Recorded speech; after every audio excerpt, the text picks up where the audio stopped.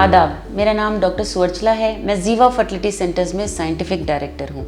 Thyroid function महिलाओं में बहुत इंपॉर्टेंट रोल प्ले करता है, चाहे वो कम हो या ज्यादा हो, जिसे हाइपोथायरॉयडिज्म कहते हैं अगर अंडर एक्टिव रहा थायराइड, और अगर हाइपरथायरॉयडिज्म है तो उसे ओवर एक्टिव थायराइड कहते हैं। दोनों हालातों में रिप्रोडक्टिव हेल्थ मार खा सकता है। आइए देखते हैं कि इन दोनों कंडीशंस में आपके फर्टिलिटी पे क्या असर हो सकता है। पहले हम हाइपोथायरॉयडिज्म के बारे में बात करेंगे, यानी कि कम थायराइड रिलीज हो रहा है। इसकी वजह से मेंस्ट्रुअल साइकिल्स इरेगुलर हो सकते हैं, जिसकी वजह से पीरियड्स ना होना या इरेगुलर होना, और अंडा कब रिलीज हो रहा है आपको ये पता ना लगने के कारण हस्बैंड वाइफ रेगुलरली इंटरकोर्स नहीं कर सकते, जिसकी वजह से प्रेगनेंसी पीछे हो सकता है। अगला प्रॉब्लम हो सकता है एनोवुलेशन। ये थायराइड ठीक नहीं रहने के कारण, यानी कि ठीक से प्रोड्यूस नहीं हो रहा है अगर, तो हाइपोथैलेमस और पिट्यूटरी नामक ब्रेन में जो छोटे छोटे पार्ट्स हैं वो भी ठीक से फंक्शन नहीं कर पाते, और वहां से GnRH नामक hormone, follicle stimulating hormone, luteinizing hormone ठीक से रिलीज नहीं होता, जिसकी वजह से अंडा ठीक से बढ़ता नहीं है और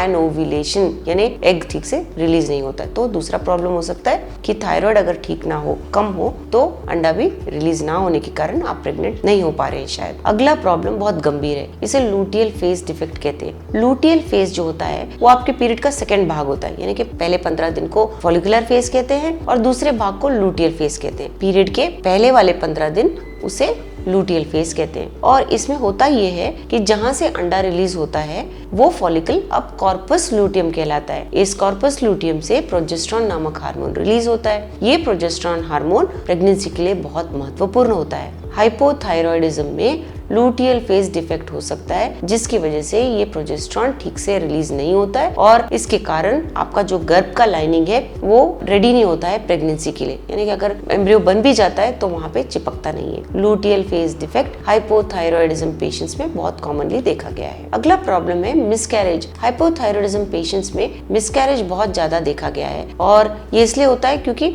आपके गर्भ का लाइनिंग ठीक नहीं होता है, हार्मोनल बैलेंसेस ठीक नहीं होते, गर्भ नहीं रुकने की वजह से मिसकैरेजेस होना कॉमनली देखा गया है। अब हम हाइपरथायरॉयडिज्म के बारे में बात करेंगे, यानी कि अगर थायराइड बहुत ज्यादा है, थायराइड ओवर एक्टिव है, तो क्या हो सकता है। इसमें भी पीरियड्स इरेगुलर होना बहुत कॉमनली देखा गया है। पीरियड्स का बिल्कुल ना होना, जिसे एमेनोरिया कहा गया है, वो भी देखने को मिलता है, क्योंकि ओव्यूलेशन कब हो रहा है पता नहीं चलता, और आप हस्बैंड वाइफ कब ट्राई करें नेचुरली पता नहीं चलता। पीरियड ना होने के कारण भी प्रेगनेंसी नहीं होने का प्रॉब्लम हो सकता है। रिड्यूस्ड फर्टिलिटी, अगर ओवर एक्टिव थायराइड रहा तो हार्मोन्स जिनके बारे में मैंने बात किया, FSH LH भी इम्बैलेंस हो सकते हैं, जिसकी वजह से अंडा ठीक से रिलीज नहीं हो पाता, और इसके कारण आपका फर्टिलिटी कम हो जाता है और प्रेगनेंसी में प्रॉब्लम हो सकता है। चाहे आपको हाइपोथायरॉयडिज्म हो या हाइपरथायरॉयडिज्म हो, दोनों प्रॉब्लम्स में मेडिकेशंस बहुत अच्छी तरह से काम करते हैं। हाइपोथायरॉयडिज्म में लीवोथायरॉक्सिन नामक मेडिकेशन दिया जाता है बहुत कॉमनली, और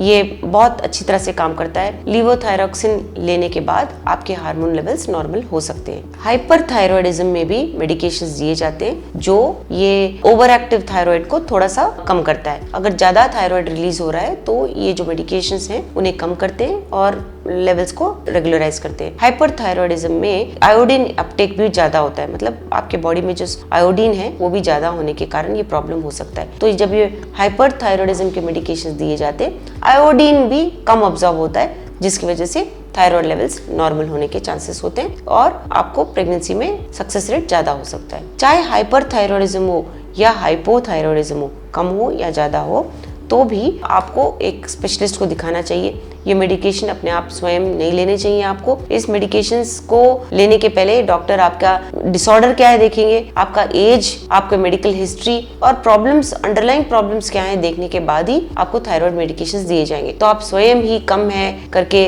लीवोथायरॉक्सिन ना लीजिए, हाइपरथायरॉयडिज्म के मेडिकेशन स्वयं ही ना लीजिए। ये सारे एक फिजिशियन के देखरेख में ही लिए जाने चाहिए। इसके बारे में और जानकारी के लिए अवश्य जीवा फर्टिलिटी सेंटर्स आइए। धन्यवाद। हमने इस वीडियो बनाने के लिए बहुत मुशक्कत की है। मेहरबानी करके हमें लाइक और सब्सक्राइब जरूर कीजिएगा। शुक्रिया।